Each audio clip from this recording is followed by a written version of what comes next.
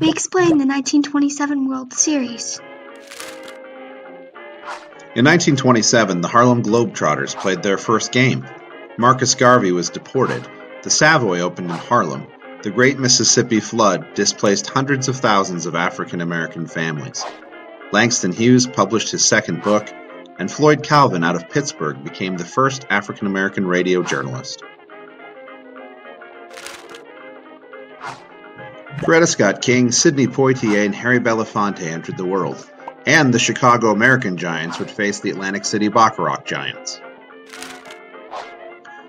Chicago had made it to the series by defeating the Birmingham Barons in the NNL. Led by Dave Malachar, they also brought their pitching firepower of Bill Foster, Willie Powell from the previous series. The Bees, as they were affectionately known by their fans, also called the Hive, were once again led by Dick Lundy and were seeking revenge for last year's defeat. The series was a battle of home field advantage, as the first 4 games opened in rainy, drizzly Shoring Park in Chicago, after a city parade that featured both teams. The Americans would take all 4 with a combined run total of 28 to the Bees' 4. This included a Game 3 shutout with a 7-0 score under George Harney's command of his spitball.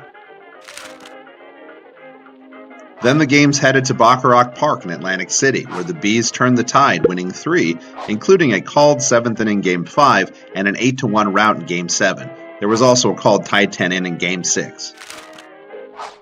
The Bees combined for 18 runs.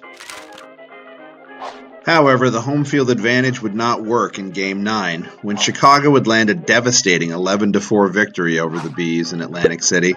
That included home runs by Jim Brown, Larry Brown, and Walter Davis. The Chicago American Giants would be the champions for the last series played between these two leagues. Faced with low attendance and box office and stars like Biz Mackey, Babe Wilson, Martin Diego jumping to indie teams like the Grays, the ECL would fold in 1928. The Negro National League would also grow weaker without the leadership of Rube Foster and eventually fold during the Great Depression, which hit African Americans the hardest. It was just the beginning.